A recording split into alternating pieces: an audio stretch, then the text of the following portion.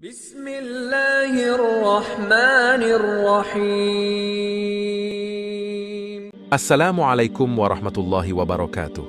Alhamdulillah, kembali lagi sahabat beriman. Semoga sahabat senantiasa dalam lindungan Allah Subhanahu wa Ta'ala dan diberikan kesehatan, yang paling terpenting nikmat iman dan Islam. Tidak lupa kita bersolawat kepada uswah hasanah teladan kita semua, Habibana wa Nabiyyana Muhammad Shallallahu alaihi wassalam, kepada keluarganya, para sahabat, tabi'in, tabi'ut tabi'in, serta kepada umatnya yang istiqomah hingga akhir. Dan semoga kita diberikan syafaatul uzma, sehingga kita semua dikumpulkan di jannahnya, amin ya Rob. Sahabat beriman yang dimuliakan Allah Subhanahu wa Ta'ala, kali ini kita akan membahas Buletin Dakwah Kafah Mingguan terupdate edisi 353 20 Muharram 1446 Hijriah atau tanggal 26 Juli 2024 Masehi, dengan judul Wajib Bersikap Tegas dan Keras Terhadap Yahudi Zionis. Di tengah kekejaman Yahudi Zionis yang terus tanpa henti membantai puluhan ribu rakyat Palestina, tiba-tiba ada kabar mengejutkan. 5 orang Nahdiyin NU bertemu dengan Presiden Israel Isaac Herzog di Israel. Pertemuan itu mendapat protes keras dan kecaman dari masyarakat. Ketua Umum Pengurus Besar Nahdlatul Ulama atau PBNU, Yahya Khalil Stakuf, mengungkap pihak yang memberikan undangan kepada 5 orang Nahdiyin terbang ke Israel bertemu Presiden Isaac Herzog. Yang mengajak dia ini, dari informasi sebelah saya tanya, ini memang dari satu channel NGO yang merupakan advokat dari Israel. Ungkapnya dalam konferensi pers yang diselenggarakan di gedung PBNU, Jakarta, Selasa, 16 Juli 2024. Menurut Gus Yahya, NGO tersebut dapat ditemukan di seluruh belahan dunia untuk membantu membangun citra baik Israel dan melakukan lobi-lobi demi kepentingan Israel. Hampir berbarengan, muncul kasus berbeda meski sama-sama terkait isu Yahudi. Tidak lain terkait dengan seminar pada Rabu, 17 Juli 2024 di Masjid Istiqlal. Dalam publikasi acara, panitia terang-terangan berencana menghadirkan Dr. Ari Gordon dari AJC, American Jewish Committee, sebagai pembicara. AJC sendiri adalah organisasi yang sangat pro-Yahudi Zionis. Sontak, banyak masyarakat yang juga mengecam keras rencana tersebut. Akhirnya, upaya menghindari Dr. Ari Gordon pun dibatalkan. Yang menarik, awalnya Imam Besar Istiqlal, Profesor Kiai Haji Nazaruddin Umar, mengaku tahu menau soal acara seminar tersebut. Namun, jejak digital kegiatan di Masjid Istiqlal dan perilaku Nazaruddin Umar ternyata membeberkan fakta berbeda. Tokoh Yahudi, Dr. Ari Gordon, seperti diungkap sebuah link berita yang kini sudah dihapus, ternyata sudah lebih dulu menjadi dosen tamu di acara pendidikan kader ulama Masjid Istiqlal pada 10 Juli 2024 atau 1 pekan sebelum acara seminar yang dibatalkan tersebut. Bahkan berdasarkan artikel bertanggal 1 Maret 2024 di website AJC, terungkap bahwa Nazaruddin Umar ternyata pernah menerima beasiswa dari AJC dan JTS, Jewish Theological Seminary, di Amerika, merdeka.com, 21 Juli 2024. Menurut Imam Syamsi Ali yang menjadi pendakwah di Al-Yasals, pendidikan intensif yang diikuti Nazaruddin Umar selama 6 pekan di Amerika itu berlangsung pada Desember 2023. Padahal jelas di halaman muka website AJC tertulis, AJC stands with Israel. Dari berbagai informasi yang ada, para pelaku dalam 2 kasus di atas memiliki motif beririsan, tidak lain berkaitan dengan misi dialog antar agama dan misi perdamaian atau membangun hubungan-hubungan baik dengan kaum Yahudi. Sikap dengan tegas. Sudah sangat terang benderang bahwa kaum Yahudi, Zionis Israel, hari ini statusnya adalah kafir harbi fi'lan, sama dengan Amerika Serikat dan sekutunya. Artinya, mereka adalah kaum kafir yang secara nyata memerangi kaum muslim, khususnya muslim Palestina. Terhadap mereka, jelas kaum muslim harus bersikap tegas dan keras, bukan masalah manis dan lembut. Inilah yang Allah Subhanahu wa Ta'ala nyatakan saat menggambarkan sikap baginda Rasulullah Shallallahu Alaihi Wasallam dan umat beliau. A'udzu billahi minasyaitonir rajim. Muhammadu Rasulullah walladzina ma'ah asyidda'u 'alal kuffari ruhama'u bainahum. Dan orang-orang yang bersama dengan dia itu bersikap keras terhadap kaum kafir dan berlemah lembut kepada sesama mereka, kaum muslim.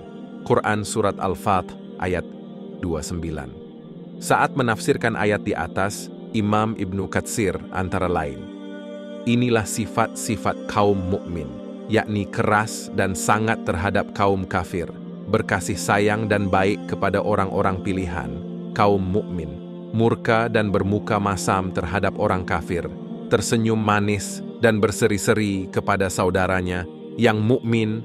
Ibnu Katsir, Tafsir Al-Quran Al-Azhim, 7-360. Sebagaimana diketahui, orang kafir harbi adalah setiap orang kafir yang tidak masuk dalam perjanjian atau zimmah dengan kaum muslim. An-Nabhani 1994-232. Mereka terbagi menjadi kafir harbi hukman atau kafir harbi secara de jure dan kafir harbi fi'lan atau kafir harbi de facto.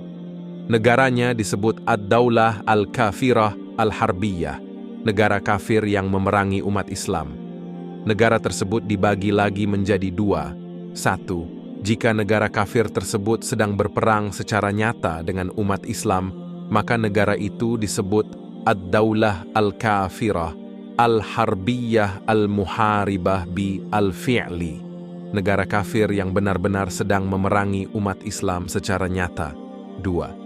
Jika negara kafir tersebut tidak sedang terlibat perang secara nyata dengan umat Islam, maka negara itu dikategorikan sebagai Ad-Daulah Al-Kafirah Al-Harbiyah Ghairu Al-Muharibah bi Al-Fi'li, negara kafir yang tidak sedang terlibat perang secara nyata dengan umat Islam. An-Nabhani 1994-233. Perbedaan hukum di antara kedua negara ini adalah jika sebuah negara kafir masuk kategori pertama, yakni sedang berperang secara nyata dengan umat Islam, maka asas hubungannya adalah hubungan perang. Tidak boleh ada hubungan, perjanjian, apapun dengan negara kafir seperti ini, misalnya hubungan diplomatik, kerjasama ekonomi, seperti ekspor-impor, dan sebagainya. Hubungan, perjanjian dengan mereka hanya boleh ada perdamaian, Ash-Shul. An-Nabhani 1990-293. Sebaliknya, jika kategori kedua, yaitu tidak sedang berperang dengan umat Islam, maka negara Islam boleh mengadakan perjanjian dengan negara kafir, seperti perjanjian bertetangga baik, dan lain-lain. An-Nabhani 1990-293. Haram bermuamalah dengan kafir harbi fi'lan. Terhadap kafir harbi fi'lan, de facto, yaitu orang kafir yang sedang berperang secara langsung dengan kaum muslim, maka hukum bermuamalah dengan mereka adalah haram, baik hubungan dagang, hubungan diplomatik, dan lain-lain. Syekh Taqiyuddin An-Nabhani menjelaskan, adapun jika negara tersebut adalah negara kafir harbi fi'lan, seperti Israel, maka tidak boleh berdagang dengan negara tersebut, baik barang dagangannya itu senjata, bahan makanan maupun barang yang lainnya. Ini karena perdagangan dengan negara tersebut bisa memperkuat negara itu untuk terus bertahan melawan kaum muslim. Dengan itu, perdagangan dengan negara semacam Israel tersebut merupakan bentuk pertolongan untuk melakukan dosa dan permusuhan. Ini jelas dilarang. An-Nabhani, An-Nizham Al-Iqtishadi Fi'i Al-Islam, halaman 300. Berdasarkan penjelasan di atas, haram umat Islam melakukan aktivitas perdagangan dengan Israel. Haram hukumnya bagi mereka untuk membeli produk-produk Israel ataupun membeli produk-produk yang pro-Israel, yaitu barang-barang yang produsennya boleh jadi bukan Israel, tetapi memberikan dukungan finansial kepada Israel. Disinilah pentingnya kaum muslim untuk terus melakukan aksi boikot terhadap semua produk Israel atau yang terafiliasi dengan dukungan terhadap Israel. Dalil keharamannya adalah keumuman dalil yang mengharamkan ta'awun atau tolong-menolong dalam dosa dan permusuhan. Quran Surat Al-Maidah ayat 2. Dasar lainnya adalah keumuman dalil yang melarang umat Islam bermuamalah dengan kaum kafir yang telah memerangi dan mengusir umat Islam dari rumah-rumah mereka. Quran Surat Al-Mumtahanah ayat 8-9. Upaya seharusnya.